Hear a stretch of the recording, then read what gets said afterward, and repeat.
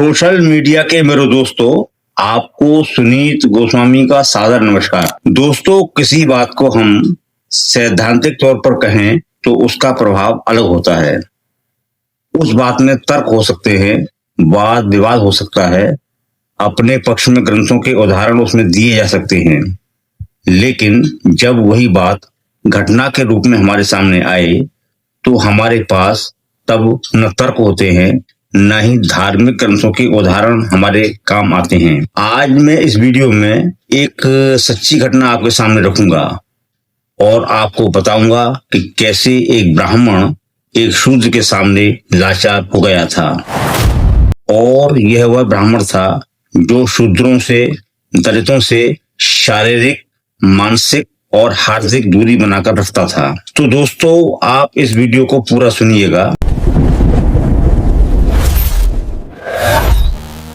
मैं उस सत्य घटना पर आऊं, इससे पहले मैं इस तथ्य पर थोड़ा विचार विमर्श करना चाहता हूं कि एक ब्राह्मण आखिर भारत की मनुष्य जाति में किस आधार पर श्रेष्ठ होता है या किस आधार पर श्रेष्ठ हो जाता है, और एक शूद्र किस आधार पर निम्न हो जाता है। मेरा पहला सवाल तो यही है कि कोई व्यक्ति अगर ब्राह्मण है तो इसमें उसकी क्या भूमिका है अथवा उसका योगदान क्या है। क्या वह अपनी इच्छा शक्ति या अपनी ताकत के बल पर ब्राह्मण हुआ है? मोटे तौर पर तो यही है कि ब्राह्मण माता पिता द्वारा किसी बच्चे का जन्म ब्राह्मण परिवार में हो गया तो वह बालक भी ब्राह्मण हो गया। मुझे ब्राह्मणों के ये तर्क भी सुनने को मिलते रहे हैं कि किसी का ब्राह्मण कुल में जन्म लेना उसके पूर्व जन्म के अच्छे कर्मों का परिणाम है। चलिए, मैं मान लेता हूं, लेकिन साथ ही मैं यह जानना भी चाहता हूं कि वे कौन से कर्म होते हैं जिनसे आने वाले जन्म में ब्राह्मण परिवार में हमारा जन्म होता है। इन कर्मों की गवेषणा होनी चाहिए ताकि इस जन्म का कोई शूद्र या दलित भी इन कर्मों को कर सके तो अगले जन्म में वह ब्राह्मण ही बने। मेरी समझ में तो ऐसा कोई पैमाना नहीं है कि कोई व्यक्ति ब्राह्मण होते ही श्रेष्ठ हो जाता है। अगर आप चाहें तो इस पैमाने की खुलेआम तस्दीक कर सकते हैं। आप भारत की जेलों में चले जाइए, आपको कई ऐसे अपराधी जेलों में सजा गुजारते हुए मिल जाएंगे जो जन्म से ब्राह्मण हैं, लेकिन बलात्कार और कत्ल जैसे अपराध कर बैठे हैं। निश्चित ही ऐसे ब्राह्मण भी हमें समाज में मिलते हैं जो परोपकारी, दयालु और धार्मिक हैं, लेकिन ऐसा होने के पीछे उनका ब्राह्मण होना नहीं है। वे अच्छे इंसान हैं, इसलिए ही अच्छे हैं। यदि वे ब्राह्मण ना भी होते तो भी अच्छे ही होते। यह केवल संयोग की ही बात है कि मैं भी जन्म से ब्राह्मण ही हूं, लेकिन मैं खुद को किसी से श्रेष्ठ नहीं समझ पाता। बात कुल इतनी सी है दोस्तों कि धर्म या जाति किसी व्यक्ति को श्रेष्ठ होने की वजह नहीं बना सकती, और न ही यह वजह किसी के छोटा या नीचा होने की हो सकती है। चलिए दोस्तों, अब मैं आपको वह सत्य घटना बताऊं जिसमें एक कर्मकांडी ब्राह्मण को एक शूद्र के आगे लाचार होना पड़ा था। यह बात 1985-86 की है। तब मैं इंटरमीडिएट का छात्र था। अपने माता पिता और परिवार के साथ मैं आगरा के लोहा मंडी क्षेत्र में रहा करता था। उस समय सभी मोहल्लों में सीवर लाइन नहीं थी, बिना फ्लश वाले शौचालय हुआ करते थे। वाल्मीकि समाज की महिलाएं रोज पाखानों से मैला उठाकर उसे साफ किया करती थीं। बोलचाल की भाषा में इन महिलाओं को मेहतरानी कहा जाता था। तो हमारे मोहल्ले में भी एक मेहतरानी जिसका की नाम जावित्री था, रोज सुबह शौचालय साफ करने आती थी। दोपहर को वह हर घर से एक एक रोटी लेने आया करती थी। तो मेरे उस मोहल्ले में एक पंडित जी रहा करते थे, नाम था देवदत्त शर्मा। शर्मा जी किसी सरकारी नौकरी में थे। वे कर्मकांडी ब्राह्मण थे। सुबह शाम घर में पूजा किया करते थे। उन्होंने घर में एक छोटा सा मंदिर एक छोटे से कमरे में बना रखा था। छुआछूत को वो खूब मानते थे। किसी शूद्र या दलित से वे कई फुट दूर रहकर बात किया करते थे।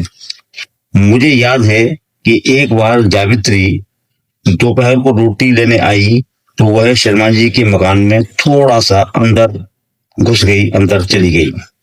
तब शर्मा जी ने उसे इस बात पर बुरी तरह लताड़ा। तू अंदर कैसे घुस आई? बाहर से ही रोटी लिया कर। बेचारी जावित्री को लगा कि उससे गलती हो गई है।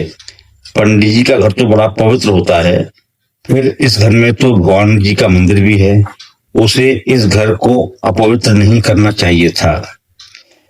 पहले के शूद्र दोस्तों बड़े ही भोले हुआ करते थे। जो संस्कार उन्हें दिए जाते थे उन्हें वे स्वीकार कर लिया करते थे। खैर दोस्तों, अब एक बार हुआ यह है कि पंडित देवदत्त शर्मा जी मकान पर ताला लगाकर 15 दिनों के लिए परिवार सहित तीर्थ यात्रा के लिए पहाड़ों पर घूमने चले गए। एक बिल्ली शर्मा जी के घर में रोज ही रात को आ जाया करती थी। वह छत पर बने टट्टर में से आती थी। रात में घर में उसे जो कुछ मिलता था वो खाती पीती थी और सुबह जब घर का दरवाजा खुलता था तो वह दरवाजे खुलने पर बाहर चली जाती थी। अब बंद मकान में भी बिल्ली अंदर घुस आई। बाहर जाने का उसके पास कोई रास्ता नहीं था क्योंकि मकान बंद था। सुबह मकान खुला नहीं, दरवाजा खुला नहीं तो बाहर नहीं जा पाई। दोस्तों, ऐसा है कि कभी कभी ईश्वर की योजनाएं भी बड़ी विचित्र होती हैं। मकान में कई दिनों तक भूखी प्यासी बंद रहने के कारण बिल्ली ने दम तोड़ दिया।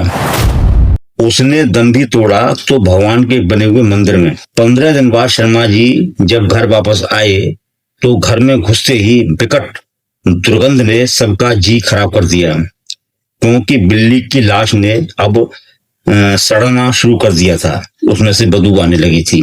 अब इस ब्राह्मण के आगे एक ऐसी समस्या खड़ी हो गई थी जिसका कोई निदान उनके पास नहीं था।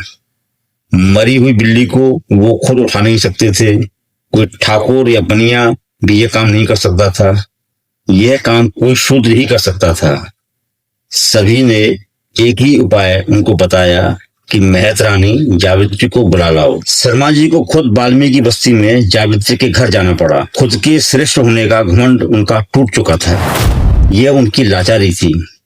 जावित्री ने इतना तो कहा कि मैं आपके घर में कैसे घुस सकती हूँ, मैं तो अछूत हूँ। देवदत्त शर्मा इतने लाचार थे कि उन्हें हाथ जोड़कर जावित्री की मिन्नतें करनी पड़ी। जिन लोगों को हम छोटा, निम्न या अछूत समझते हैं उनमें इतनी महानता जरूर होती है कि वे अपने अपमान को जल्दी ही भूल जाते हैं। आखिरकार जावित्री ने बिल्ली की लाश को वहां से हटाया। जिस जावित्री को रोटी लेने के लिए घर में थोड़ा सा घुसने पर शर्मा जी ने लताड़ दिया था, उसी जावित्री को वे भगवान के मंदिर में ले गए। जावित्री के मंदिर में आने पर ईश्वर को तो खैर कोई परेशानी नहीं हुई होगी। पता नहीं एक ब्राह्मण ने उस स्थिति को कैसे स्वीकार किया होगा। आज की चर्चा में बस इतना ही। इस चर्चा पर दोस्तों अपना कमेंट जरूर दीजिएगा। मेरा आग्रह है कि ऐसी ही चर्चाओं में बने रहने के लिए आप मेरे इस चैनल को सब्सक्राइब करें, घंटी का बटन दबाएं और इस वीडियो को ज्यादा से ज्यादा शेयर करें। आपका बहुत बहुत आभारी, सुनील गोस्वामी।